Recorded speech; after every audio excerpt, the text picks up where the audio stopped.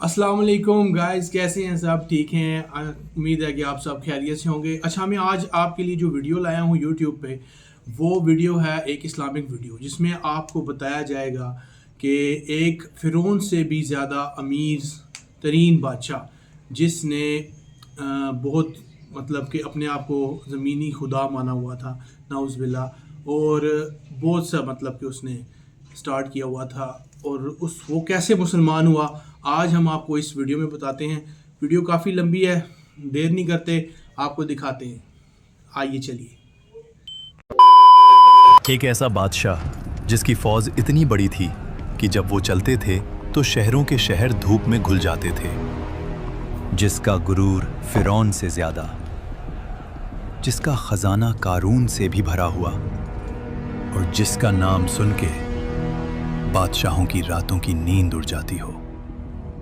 और फिर वो बादशाह अल्लाह के घर काबा को मिटाने निकले, लेकिन न आसमान से पत्थर बरसे, न जमीन फटी, न बिजली गिरी, बल्कि ऐसा कुछ हुआ जो शायद तारीख का सबसे अजीब मोड़ है।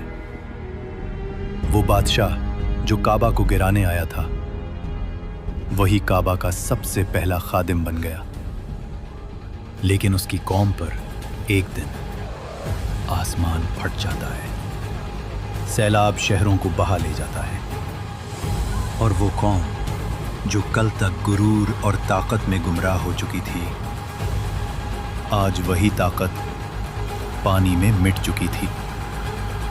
सवाल ये है, अगर बादशाह खुद ईमान ले आया था, तो फिर उसकी कौम पर ऐसा खौफनाक अजाब क्यों आया कि कुरान ने उनका नाम क़यामत तक के लिए हलाकशुदा कौमों में लिख दिया। कौम तुब्बा का ताल्लुक अरब के सबसे नीचे वाले इलाके से था, यमन। तफसीर इब्न कसीर के मुताबिक एक वक्त था जब यमन दुनिया का सबसे अमीर मुल्क था। सोना पहाड़ों से निकलता था, साफ पानी दरियाओं में बहता था, शहरों के गिर्द फलों से भरे हुए बाग थे। इनके तिजारती रास्ते पूरी दुनिया में फैले हुए थे। इस सल्तनत का नाम था हिमयार एम्पायर, और उनके बादशाहों का लक़ब था तुब्बा। जैसे मिस्र के बादशाह फिरौन, वैसे ही यमन के बादशाह तुब्बा। इन सब में सबसे खौफनाक, सबसे ताकतवर एक नाम उभरता है, अबू करीब असद तुब्बा अल हिमयारी। तफसीर के लफ्ज़ों में है, इसकी फौज ऐसी थी कि अरब ने पहले कभी न देखी। हाथी और घोड़ों का समुंदर, तीरंदाज, तलवारबाज, और लश्कर इतना बड़ा कि पहला सिपाही शहर से निकलता तो आखिरी अभी शहर में ही होता। और तुब्बा का नारा था, मैं जमीन का खुदा हूं, जो मेरी हुदूद में आए या तो मेरा होगा या मट्टी का। फतेह करते करते ये लश्कर पहुंचता है अरब के एक खामोश इलाके में, यथरिब। आज का मदीना। उस वक्त सिर्फ खजूर के बागात, कुछ यहूदी कबीले और एक अजीब सी सुकून वाली हवा। तुब्बा ने हुक्म दिया, कल सुबह इस शहर को जला देंगे। लेकिन उस रात उसके ख्वाब में एक नूरानी शख्स आता है जो कहता है, इस जमीन को छोड़ दे, यहां मेरा रसूल आने वाला है। तुब्बा घबरा कर उठता है। सुबह यथरिब के रब्बी खुद उसके दरबार में आते हैं। ऐ बादशाह, अगर तूने इस जमीन को छुआ, तेरी बादशाहत का नामो निशान मिट जाएगा। तुम मुझे धमकी दे रहे हो? मैं वो हूं जो शहरों को सांस लेने देता हूं। हम तुझे नहीं, उस नबी के रब का पैगाम सुना रहे हैं जो यहां हिजरत करेगा। तफसीर इब्न कसीर के मुताबिक ये सुनकर तुब्बा के जिस्म पर लर्जा तारी हो गया। उसने पहली बार महसूस किया कि कोई कुव्वत है जो उसके तकब्बुर से भी बड़ी है, और वो पहली दफा अपनी फौज को पीछे हटाता है। मगर शैतान अभी खामोश नहीं था। कुछ लोग तुब्बा के कान में फूंकते हैं, अरब के बीच एक घर है जिसे काबा कहते हैं। लोग वहां सोना चढ़ाते हैं। अगर हम इसे लूट लें तो अरब घुटनों पर आ जाएगा। तुब्बा मुस्कुराया। लश्कर मक्का की तरफ मुड़ता है, लेकिन जैसे ही वो हुदूद में दाखिल होता है, तफसीर के मुताबिक तुब्बा पर अचानक एक बीमारी आती है। जिस्म फूल जाता है, आंखें बाहर, जुबान सूख जाती है, सांस टूटने लगती है। फौज डर जाती है, तबीब नाकाम हो जाते हैं, जादू नाकाम, दुआ नाकाम, और फिर वही रब्बी आते हैं। सच बता, तेरे दिल में क्या था? इस घर को गिराना था। ये अल्लाह का घर है, इसका निगहबान कोई लश्कर नहीं, खुद रब्बुल आलमीन है। अगर बचना चाहता है तो अभी तौबा कर। और तफसीर के मुताबिक जैसे ही तुब्बा ने नीयत बदली, उसकी बीमारी गायब हो गई। तुब्बा काबा में दाखिल होता है, लेकिन बादशाह बनकर नहीं, फकीर बनकर। उसकी आंखों से आंसू बहते हैं, जुबान से सिर्फ एक जुमला निकलता है, मैं गलत था, तू सही है। वो कुर्बानी देता है, सिर्फ जानवरों की नहीं, अपने तकब्बुर की भी। और फिर वो हुक्म देता है, और तारीख का सबसे अजीब मंजर होता है, तुब्बा अपने यमन से खास कपड़ा मंगवाता है, सबसे बेहतरीन, और अपने हाथों से पहली दफा काबा पर घिलाफ चढ़ाता है। काबा पर घिलाफ चढ़ाने के बाद तुब्बा ने सिर्फ तौबा ही नहीं की, बल्कि एक और काम किया। तुब्बा ने एक खत लिखा, आखिरी नबी के नाम। मैं गवाही देता हूं कि आप अल्लाह के रसूल हैं।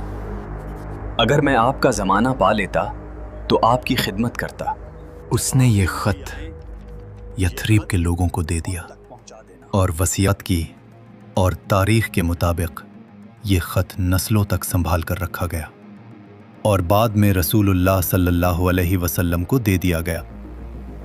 इस वाक़या का जिक्र कुरान में नहीं आता, लेकिन तफसीर और पुरानी इस्लामी रिवायत में तुब्बा का काबा को घिलाफ चढ़ाने और ख़त लिखने का एक मशहूर वाक़या है।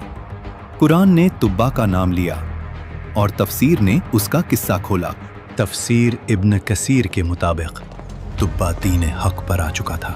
वो अपनी कौम को बुलाता है, लेकिन उसकी कौम आग की पूजा करती थी, बुतों को रब मानती थी।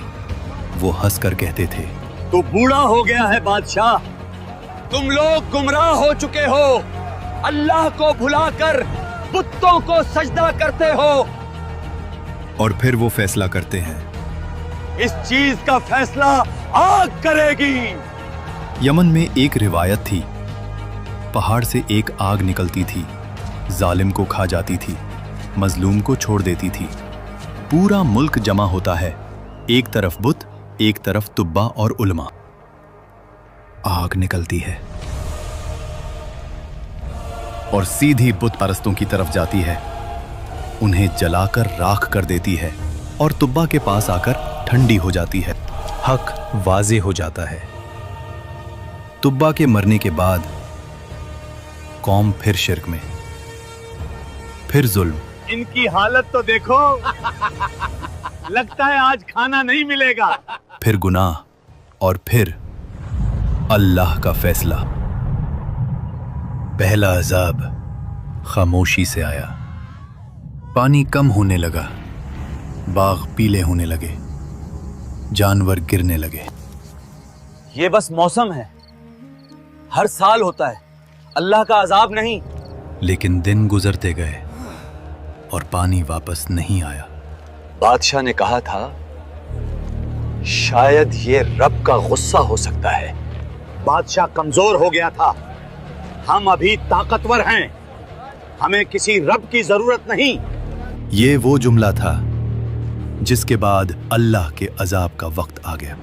फिर एक दिन आसमान फट गया, पहाड़ों से पानी आया, नहरों की तरह नहीं, दीवार की तरह। शहरों के शहर बह गए, महल मिट्टी बन गए। जहां सोना था वहां जिस्म तैर रहे थे। या अल्लाह,